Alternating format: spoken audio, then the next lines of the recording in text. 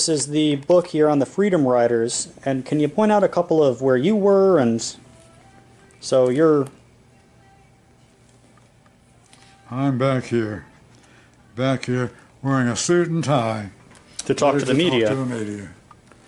The man you just heard speaking is Dr. Edward Reed Fields, something of a perennial figure in the field of white supremacy from a series of interviews I conducted with him. Towards the end of these interviews, he began to relate a few of his personal experiences to me about his time fighting civil rights. Here he is, in May 1961, dressed to act as a representative of the National States Rights Party to the media at the Anniston and Birmingham bus attacks. In front of him is FBI informant Gary Thomas Rowe, who was implicated in a number of other murders that are very well worth discussing, a figure who many historians have argued constitutes more than just an agent provocateur, but a government-sponsored and sanctioned serial killer. One white woman, and these... She was I think she was targeted because she's riding in a car and some young black was riding with her. So it wasn't a targeted... I know nothing about it. Anyway, jury found him not guilty. And Gary Thomas Rowe was involved in that. Well, if he was an FBI informant, Here's Gary Thomas Rowe, right there. I met him many times. What was he like personally? He just seemed like a nice guy, but he was a tough guy. He was in favor of violence. He said, "We'll teach him a lesson." There he was, a paid FBI informant. His most publicly known crime was that he was an accomplice in the murder of civil rights activist Viola Liuzzo, killed in a drive-by shooting with 3 other Klansmen in the vehicle with him. In the aftermath, the FBI would cover for him, much like they did in relation to his involvement with the 16th Street bombing. They spread rumors claiming Viola was a member of the Communist Party, that she was a heroin addict, that she left her children to have sex with black NAACP members. The list goes on. These were all official lies coming from the FBI, not from the Klan, designed to downplay the murder. For his work in testifying against the others in the car with him, he was rewarded with a job as a deputy U.S. Marshal and a permanent stay in witness protection. He would die in the 1990s in Savannah, Georgia, forever scorned by his former Klan associates. I wouldn't even have gone down to the bus station and didn't know anything about it if it wasn't for Gary Thomas Rowe. But he was very open in meetings about being violent. This is Bull Connor's giving us the okay to teach him a lesson. Get your guys together, be down there at 3 o'clock. That's when the bus arrives. Wow. And you've seen pictures of that. Yeah, my brother actually wants to go to where it happened. As they got off the bus, they got a good beating. Wow. But it wouldn't have taken place if Gary Thomas Rowe, I wouldn't have known anything about it. Nowadays, Anniston is a peaceful town, but Ed Fields is talking about 1960s Anniston. Although they had an active NAACP chapter, the Klan here were some of the most violent people in the country. More info on that to come later. A year before the Anniston attack, the Supreme Court ruled that interstate segregation was unconstitutional, but Jim Crow states continued its practice anyway. The Congress of Racial Equality, or CORE, set out to send Freedom Riders from D.C. through Alabama, a stronghold of segregation. They didn't make it far across the border before the attack began.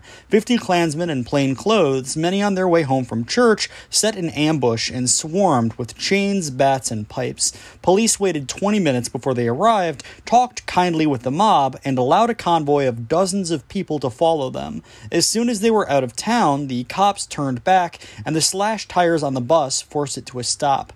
Now, accounts differ on what happened next. Some say the driver left to find new tires, and others say that he ran out to save his own life. Official reports say that the Klan threw lit rags inside and attempted to hold the doors shut, allowing the Freedom Riders to burn alive. Fields, who it must be said was not there, claims that they let everybody out safely. Regardless, the Klan backed off when they heard the fuel tank explode or when one of the Freedom Riders pulled a gun. And so those Freedom Riders escaped, and the Klan ran off. The Anniston Hospital at first refused to treat black Freedom Riders, but the whites refused treatment unless they were transported to the facility. Cars eventually came and transported them away. There, they were informed that a separate bus, known as the Trailways Bus, or the Other Bus, had just arrived in Anniston and was likewise attacked, although they weren't given much information on this. This time, the Klan had covertly entered the bus at an earlier stop. As it pulled into the Trailways stop, the bus driver informed the passengers that the previous desegregated bus was burning, and they would too if they didn't segregate.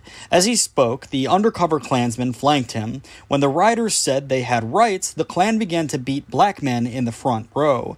When whites tried to defend them, 2 were beaten unconscious, with Bergman ending up paralyzed. A cooler-headed Klansman stepped in to prevent a murder, and a cop responded, looking in, smiling and saying, "I ain't seen a thing."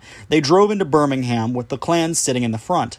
As the Trailways bus reached Birmingham, every Klansman in the city and members of the NSRP, including Ed Fields, poured into the streets with pipes and chains. A plainclothes cop told the Klan it was time to leave, but Gary Thomas Rowe didn't want to. Remember how I hinted that Anniston was one of the most violently pro-Klan cities in America? Well, in 1965, some years later in the same town, a member of the NSRP named Hubert Damon Strange shot and killed Willie Brewster. Unfortunately, his memorial in Alabama claims he was killed by night riders, which isn't true at all. Although it might seem like semantics, this misstatement simultaneously robs the National States Rights Party of its recognition as a group behind many of these attacks, and bolsters the image of the Klan as a coordinated vigilante force, something which they actually used in their recruitment.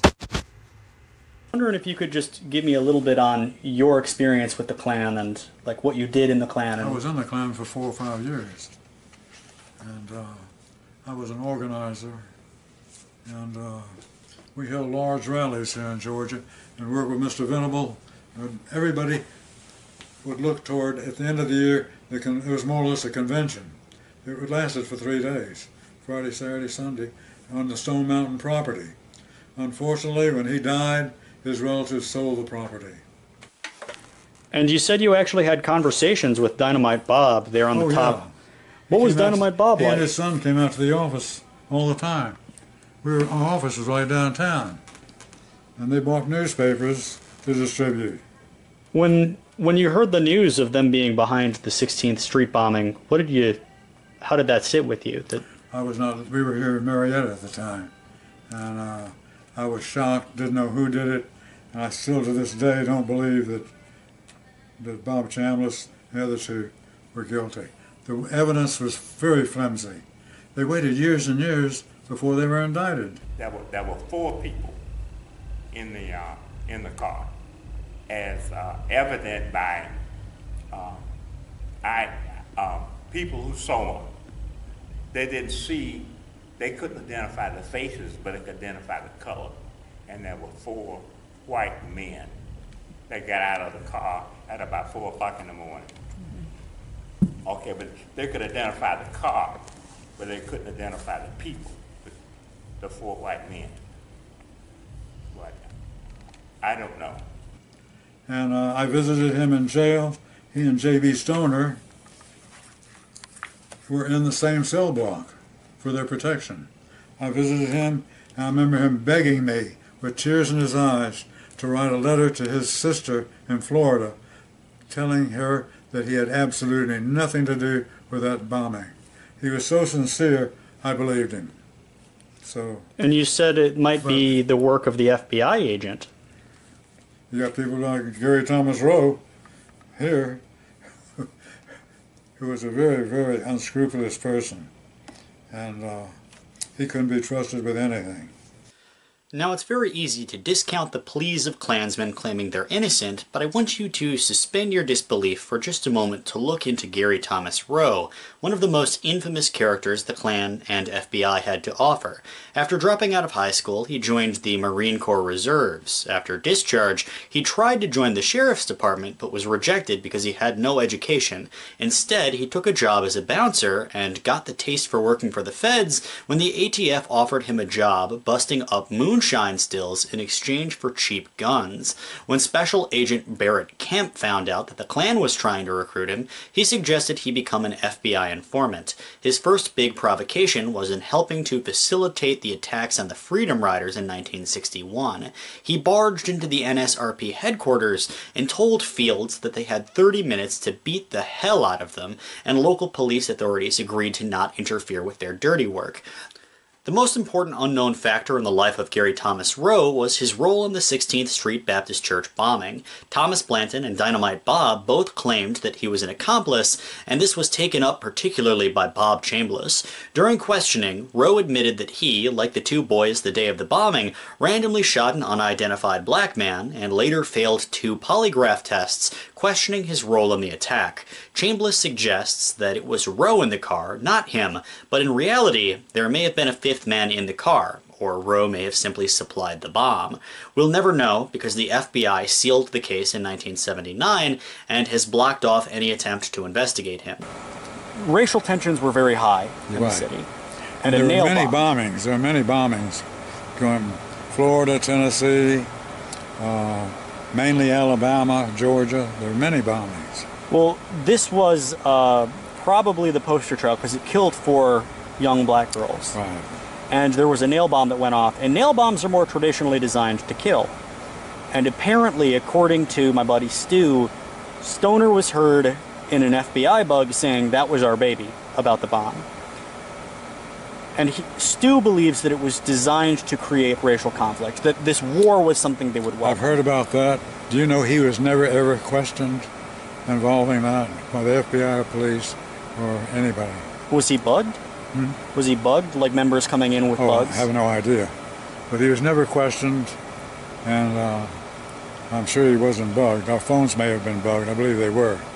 But neither he or I were ever questioned about it. I lived over there at the time.